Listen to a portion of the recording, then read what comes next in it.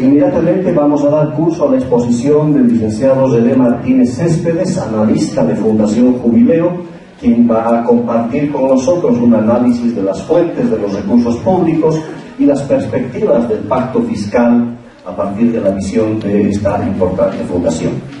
Buenos días, agradecer a la Gobernación por el espacio que nos permite compartir un poco del análisis de la información de Fundación Jubileo. En esta ocasión se nos ha invitado para que nosotros presentemos un breve abordaje y análisis de una de las etapas, tal vez la más relevante de lo que es el pacto fiscal, en la cual se va a discutir las fuentes de los recursos, ¿no? Es decir, cómo vamos a financiar los acuerdos del pacto fiscal, cómo vamos a financiar los gastos e inversiones de los diferentes niveles de gobierno. Entonces, ya justamente para empezar vamos a recordar o introducir al tema del pacto fiscal, señalando de qué estamos hablando cuando hablamos de lo fiscal. ¿Qué sería el pacto fiscal? ¿Sobre qué vamos a pactar? Realmente decimos que hay una relación entre Estado y sociedad civil en lo que es la transferencia de recursos que realiza la sociedad civil para financiar los gastos e inversiones del Estado, ¿no? Entonces, la sociedad aporta una parte de sus ingresos a través de impuestos al Estado. Esto le permite captar ingresos al Estado que luego los tiene que devolver nuevamente a la sociedad civil a través de bienes y servicios públicos, ¿no? Hay un flujo de ida y de vuelta. El Estado capta ingresos de la sociedad a través de impuestos y los devuelve a través de gastos públicos ya convertidos en bienes y servicios públicos como son educación, salud, puentes, empresas, hospitales, seguridad, etc., ¿no? Entonces hay un relacionamiento y hay un flujo de ida y de vuelta. Y cuando hablamos de lo fiscal, estamos hablando desde el punto de vista del Estado de cómo existe el flujo de recursos que recibe el Estado y que luego los gasta, ¿no? Entonces, de eso vamos a hablar en el pacto fiscal, de eso se va a tratar este pacto fiscal, pero entre lo que es la generación de ingresos para el Estado y lo que es el gasto que realiza los gastos e inversiones, hay un punto intermedio que es la distribución. Es decir, que el Estado capta los recursos, los recauda a nivel central, pero luego los distribuye entre los diferentes niveles de gobierno que son los que finalmente realizan el gasto público. No hay una parte intermedia entonces entre lo que es la generación de ingresos y lo que es el gasto, que es la distribución, que tal vez no es lo más relevante, lo más importante, pero creo que se ha vuelto el protagonista de la discusión del debate del pacto fiscal en nuestro país. Y esto es lo que va a definir esta parte de la distribución, quiénes van a recibir más o menos de la torta los recursos públicos para su administración, ¿no? Entonces, eso es el pacto fiscal. Vamos a discutir nuevamente cómo se generan ingresos, es decir, qué tipo de impuestos cobramos a las personas, cuánto, por qué conceptos, cómo se distribuye de los ingresos, cuánto o qué parte va a ir a gobernaciones, municipios, nivel central y demás. Y finalmente, ¿qué se gasta? ¿Qué bienes y servicios públicos? ¿Qué es prioritario? ¿La salud, la educación, o deportes, saneamiento básico, el tema del agua, organización productiva para generar empleos y demás, ¿no? Entonces, el pacto fiscal vamos a discutir nuevamente esto, toda la arquitectura fiscal que tenemos en nuestro país. La próxima, por favor. Y comenzamos introduciendo de que estos elementos de lo fiscal, la generación de ingresos, la distribución y el gasto público no ha cambiado en nuestro país, a pesar de que hemos pasado por muchas transformaciones en la última década, que tienen su punto central en la elaboración y aprobación de una nueva constitución política del Estado. A pesar de que muchos de estos cambios, principalmente normativos, la parte fiscal no habría cambiado. En realidad, los cambios en lo que es la generación de ingresos, distribución y destino los habíamos postergado. Tenemos un sistema impositivo que viene del año 86, con algunas reformas del año 94 principalmente, pero básicamente es el mismo sistema impositivo, ¿no? Sostenido por impuestos indirectos. Tenemos actualmente que la misma distribución de los recursos públicos, no solamente el mismo sistema de distribución de recursos a través de la coparticipación, sino son exactamente los mismos porcentajes que han sido fijados bajo la participación popular y la ley de descentralización administrativa. El lo que es la orientación del gasto, a pesar de que hemos dado un cambio de rol de Estado a un Estado que invierte en temas productivos, que participa directamente en lo que es el impulso al desarrollo económico y la producción, tenemos un Estado que sigue siguiendo una misma línea de gasto e inversión pública, principalmente la inversión en temas de infraestructura y algunos gastos sociales.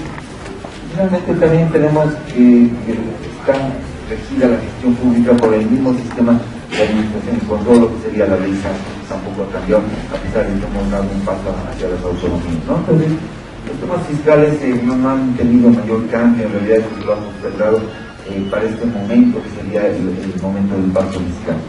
La próxima, por favor. Entonces, tenemos los elementos del pacto fiscal, decíamos, son principalmente tres, que es la generación de ingresos públicos, la distribución de estos recursos públicos y el destino o el gasto de los recursos públicos, ¿no? Una cuarta parte que sería la gestión pública, ¿no? El ISAFCO, la gestión pública, las capacidades institucionales y demás, ¿no?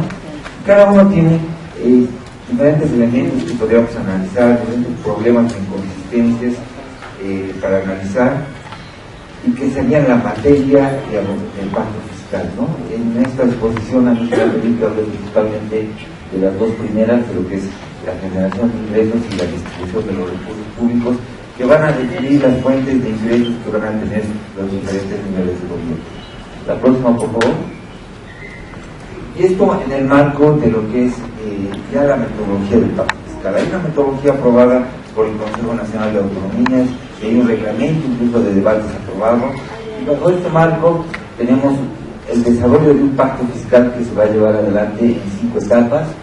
Estamos en las primeras 2 etapas actualmente y se concluirían con las siguientes 3 etapas hasta agosto del año 2017. Entonces tenemos un pacto fiscal que va a ser bastante apresurado, se podría decir. Las 2 primeras etapas son previas a tocar la materia del pacto fiscal, ¿no? O sea, la etapa preparatoria, que define la institucionalidad para el pacto fiscal, y la etapa de socialización de información para realizar el pacto fiscal. Luego las 3, 4 y 5 etapas, número 3, 4 y 5, serían ya la materia misma del pacto fiscal. Está la priorización de agendas, está la de asignación e inversión efectiva, y la última es la análisis de las fuentes de recursos, ¿no? Nosotros hemos hecho una comparación de estas etapas con los elementos y componentes del pacto fiscal. Esta priorización de agendas sería el destino de los recursos. En esta priorización de agendas se va a definir hacia dónde deberíamos asignar más o menos recursos públicos. La etapa 4 nos habla de la gestión pública, cómo podemos hacer más eficiente, más ágil la asignación de recursos, la gestión pública.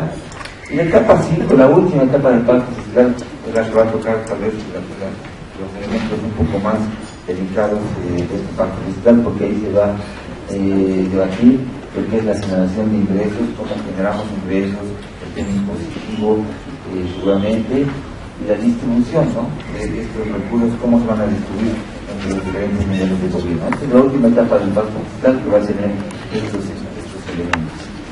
Y de esa última etapa es de la que yo voy a hablar en esta exposición. Entonces, está la generación de ingresos y la distribución de estos ingresos, de estos recursos públicos. Vamos a ver cómo está a nivel nacional inicialmente la situación de los ingresos o de la generación de recursos públicos, y tenemos un primer elemento que nos trae al análisis o a la reflexión. Es un artículo de la Constitución que establece el deber de tributar en proporción a la capacidad económica, ¿no? Entonces deberíamos tributar en el país de acuerdo a la capacidad económica que tenemos, a cuánto tribute el que gana más o el que tiene más, podría decir. Entonces es un elemento de progresividad que se le llama sistema tributario. Actualmente nuestro sistema tributario no tiene este tipo de elementos. ¿Por qué? Porque está sostenido principalmente por los impuestos indirectos, como el IVA, que el IVA le cobra el 13% por la compra de un bien o servicio a cualquier persona, sea un millonario, sea una persona que tiene bajos recursos. Entonces no se estaría adecuando a este tipo de mandatos, ¿no? Ya en lo que es un análisis muy de la conversación del día a día, mucho se ha hablado de que hay sectores, grandes sectores que no aportan al país, que han hecho grandes riquezas los últimos años, la época de la bonanza. Ahí están los que son los comerciantes y contrabandistas, incluso menciona el tema de lo que es la minería extractivista, el tema de los cocaderos y demás, ¿no? Pero hay diferentes elementos que nos muestran que este tema de limitar en la proporción a la capacidad económica no se está aplicando en nuestro país. Actualmente no hay un impuesto a la renta personal, que es el principal elemento de progresividad de un sistema tributario, y es un impuesto que hay en todos los países del mundo prácticamente. En Bolivia no lo hay un impuesto a la renta personal. Entonces no se le cobra al que gana mucho más y al que gana menos. Ninguno debería pagar ese tipo de impuestos, ¿no? Otro elemento es que el sistema impositivo actualmente tiene una baja cobertura. Una gran parte o la mayor parte de la economía de nuestro país está en la informalidad, y es decir, que no está tributando. Ese es un tema también de desafío para ir avanzando hacia una mayor cobertura del sistema tributario. La próxima, por favor.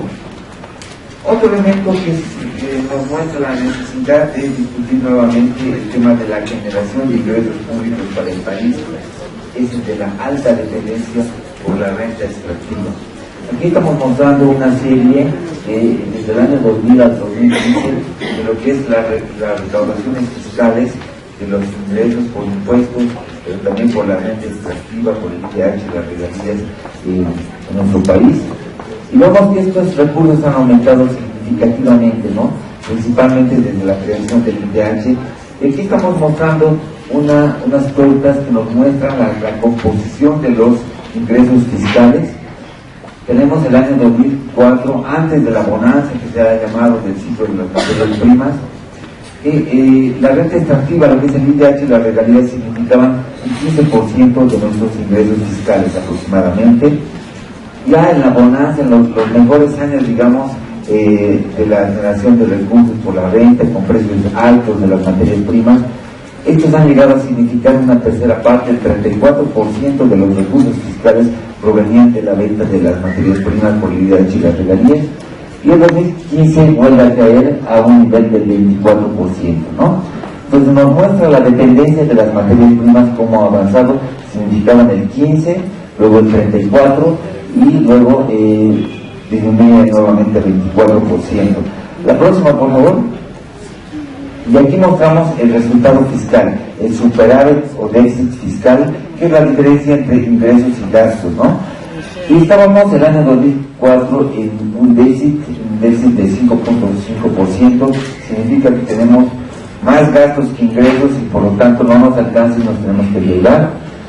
Cuando se ha creado el ITH con los mejores precios internacionales en los años de la bonanza, hemos llegado a tener superávit hasta el año 2012, superávit fiscal, es decir, teníamos más ingresos que gastos, y luego nuevamente cae, en 2015 tenemos un déficit del 6.9%. Es decir, cuando teníamos gran renta por hidrocarburos, hemos podido cubrir nuestro gasto público, hemos podido ser sostenible, pero cuando nuevamente cae la renta no es sostenible, ¿no? Entonces tenemos una alta dependencia de las finanzas públicas por la renta extractiva, y eso es un tema que tenemos que analizar. ¿Cómo generamos más recursos internos más allá de vivir en una gran parte de lo que es la venta de recursos naturales, de los ingresos del ITH y las regalías? La próxima, por favor. Y un tercer elemento con relación a lo que es ingresos es la centralización de la recaudación impositiva. Aquí tenemos un cuadro que nos muestra cuántos de los impuestos son recaudados por el nivel central, por gobernaciones y por municipios, y esto responde al sistema impositivo actualmente y a lo que es la ley de clasificación de impuestos del año 2011, ¿no? El 94% son impuestos recaudados por el nivel central, 0% de los gobiernos departamentales y los gobiernos municipales el 6% aproximadamente. Esto nos muestra que el sistema tributario está casi totalmente centralizado, y esto no condice con el mandato de las autonomías, que deberían implicar la generación de impuestos por parte de los gobiernos subnacionales, ¿no? Entonces, este es un tema que se tiene que resolver para adecuar el sistema tributario en el marco de las autonomías, y es también un tema para lo que es el pacto fiscal. La siguiente, con relación a la distribución de los recursos, como veíamos que los impuestos, principalmente los recaudos a nivel central, luego los distribuye bajo lo que denominamos el sistema de coparticipación, que son porcentajes que están fijados en las leyes, porcentajes de cada impuesto que le toca a los diferentes niveles de gobierno, ¿no? Entonces, es unas complejas fórmulas que nos muestran el sistema de coparticipación, pero solo vamos a mostrar un pequeño resumen. La próxima, por favor. Después de distribuir los impuestos y las regalías, que son los principales ingresos fiscales, impuestos y regalías, tenemos que a nivel central se queda con el 61, casi 62% de la torta. Estos son datos del presupuesto 2016. Los municipios 21%, las gobernaciones 7.6%, menos del 8%, universidades 5.4%, renta dignidad 2.6%, fondo indígena 0.4% y el fondo de promoción a los hidrocarburos 1.4%, ¿no? Estos hacen más o menos un poco menos del 10%. Pero entre los tres niveles de gobierno vemos que la gran mayor parte lo tiene a nivel central, 62% aproximadamente, municipios 21%, 7.6% las gobernaciones. Bueno, esto ya nos da una primera idea de cómo está la distribución de los recursos. Hay que ver que dentro de las gobernaciones incluso hay gobernaciones que tienen mucho menos recursos que otras, como nos mostraba anteriormente el licenciado. Entonces, este es un tema ya para analizar lo que es el pacto fiscal, ¿no? ¿Cómo distribuimos esto? Pero obviamente ahí es un tema de las competencias. ¿Qué hace cada nivel de gobierno con sus recursos? Y eso nos va a decir cuánto más o menos recursos deberíamos asignarle a un nivel o a otro. La próxima, por favor.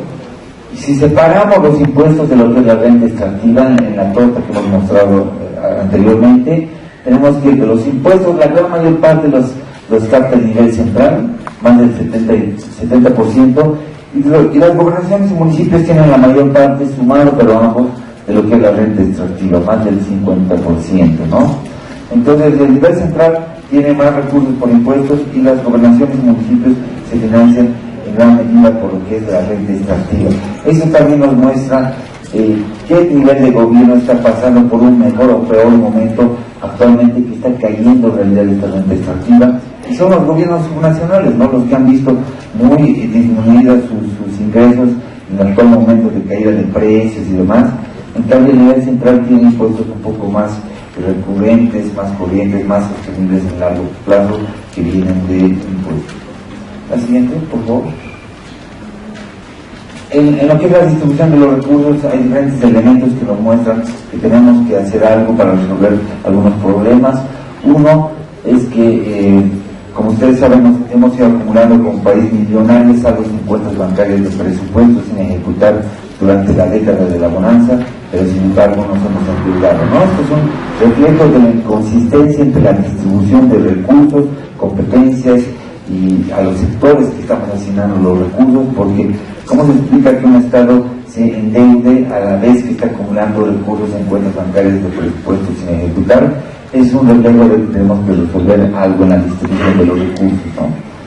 Y otro elemento es que hay una serie de transferencias que realiza el nivel central, pero que poco a poco estas transferencias por coparticipación nuevamente les ha ido como recortando a los niveles subnacionales, ¿no? Les transfiere recursos, pero a su vez estos tienen que transferir nuevamente para un fondo cívico que maneja el Ministerio de Culturas, para la renta dignidad, nuevamente le devuelve, de lo que ha recibido el IDH, las gobernaciones y municipios le devuelven el 30%, tienen que destinar obligatoriamente a prediarios, a la seguridad ciudadana el 10% del IDH, que en realidad era una competencia nacional, al fondo de promoción de inversiones en hidrocarburos. Entonces, una vez que se le ha asignado recursos a los niveles subnacionales, nuevamente se les recorta, se podría decir, o se les transfieren, se les obliga a transferir nuevamente lo que muestra que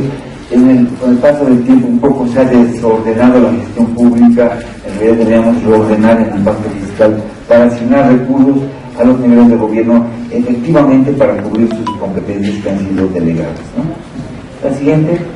Y también otro elemento de la distribución, no solamente la distribución por nivel de gobierno, sino por regiones, pero eso ya lo mostró el licenciado que me antecedió. Hay una inequidad muy marcada en la distribución de los recursos públicos entre un departamento y otro. Y en el último lugar de la distribución a nivel de gobernaciones está el Departamento de La Paz. La próxima, por favor. Ahí los elementos que se deben discutir son los criterios de distribución, horizontal del presupuesto, de lo que participan los diferentes niveles de gobierno. Actualmente tenemos los criterios de manera muy resumida, poblacionales. Una parte se divide entre los 9 departamentos. Una gran parte, especialmente de lo que es los recursos de la renta extractiva, se quedan en el lugar de extracción o producción. Hay algunos pequeños elementos de compensación por población o por regalías, y había indicadores de pobreza en la distribución de los recursos cívicos, ¿no? Son algunos de los elementos, pero hay otros posibles que se pueden ir evaluando, y es la extensión territorial, indicadores de desarrollo humano, recaudación fiscal, premios por la recaudación fiscal, o nivel de ejecución, ¿no? Entonces, estos son elementos que se deben discutir en el pacto fiscal para darle una mayor equidad a la distribución de los recursos públicos entre regiones, ¿no? La siguiente, por favor.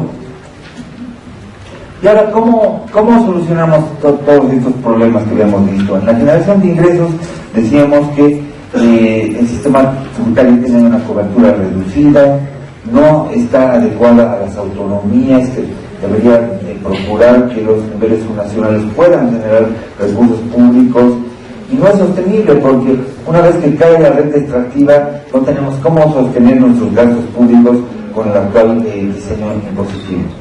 Entonces, desde el punto de vista de los gobiernos subnacionales, desde el punto de vista de lo que ahora estamos analizando, que es el tema de la gobernación, ¿cómo podemos avanzar en una solución a este tema? ¿Cómo podemos asignar mayores recursos al nivel de gobernaciones, especialmente a nivel de a la gobernación de La Paz, en este caso, que es la que está en el último lugar en la distribución de los recursos, que tiene recursos disminuidos que no le permiten cubrir las competencias que le han sido delegadas, ¿no? Entonces, se puede de dos maneras. Uno, revisar la distribución de los recursos en el pacto fiscal, y la otra, no son excluyentes, se podría avanzar con ambas, los impuestos subnacionales, ¿no? Dar potestad tributaria a los niveles subnacionales, ¿no?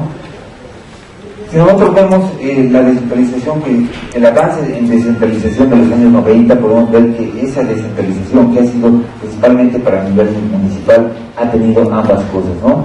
Se les ha dado a los municipios con participación de impuestos, y se les ha dado también impuestos municipales a la propiedad de bienes inmuebles y vehículos automotores. Entonces, con esta misma lógica se podría decir que en este segundo momento de descentralización o de autonomía, como lo hemos llamado en el marco de la Constitución, deberíamos asignar a nivel departamental, porque esta segunda ola de descentralización es más para el nivel departamental, deberíamos asignarle lo mismo, ¿no? Tanto de distribución o con participación de impuestos como potestades tributarias, ¿no? Entonces ahí es revisar el sistema impositivo por un lado, la ley de clasificación de impuestos, y también las fórmulas del sistema de coparticipación en nuestro país. En la próxima, por favor.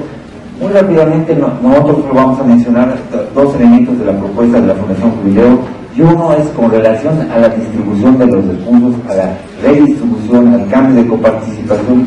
Esto debería ser evaluado o analizado en el marco de un costeo de competencias.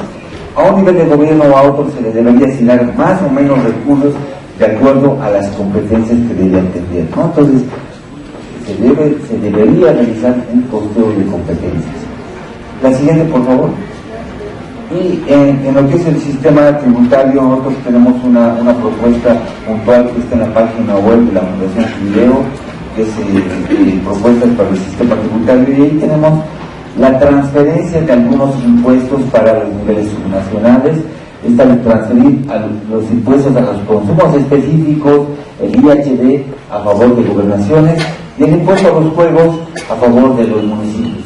Pero el principal elemento de nuestra propuesta de sistema impositivo, claro que es un tema muy delicado, muy polémico, pero nosotros nos damos la libertad de ponerlo como antecedente, por lo menos para que se vaya construyendo en un mediano o largo plazo en nuestro país, es la creación de un impuesto a la renta personal o a las altas rentas personales, ¿no? Que es un tema, es un agujero que tiene nuestro sistema impositivo, que no lo tenemos en Bolivia y es el único que puede darle mayor elemento de progresividad al sistema impositivo, y que es un impuesto, entre las diferentes cualidades que tiene, es que puede ayudar a formalizar la economía, ¿no? Este es un tema muy amplio, lo dejamos para un debate futuro, pero estos son algunos de los elementos. La siguiente, finalmente quiero mostrarles en qué momento estamos, de todo lo que hemos hablado, estos elementos de la distribución de los recursos públicos y la generación de ingresos públicos son parte de la discusión de la etapa 5, ¿no? La etapa 5, que es la última etapa del pacto fiscal, que tiene como objetivo diagnosticar las fuentes de los recursos públicos, para viabilizar los compromisos de las anteriores etapas. Es decir, en las etapas previas, como es la priorización de agendas, deben haber compromisos, ¿no? Compromisos de priorizar lo que es la salud, la asignación de recursos en salud, seguramente, en lo que es inversión productiva para la generación de empleo, en agua, que ahora estamos viviendo este problema, etcétera. Y para alcanzar esos compromisos se debe analizar las fuentes de los recursos que permitan viabilizar los acuerdos en lo que es la inversión pública y demás, ¿no? Entonces tiene dos subetapas. Uno es y revisar, me olvidaron, alternativas de financiamiento, ¿no? Revisar lo que es las fuentes de ingresos y analizar alternativas de financiamiento, ¿no?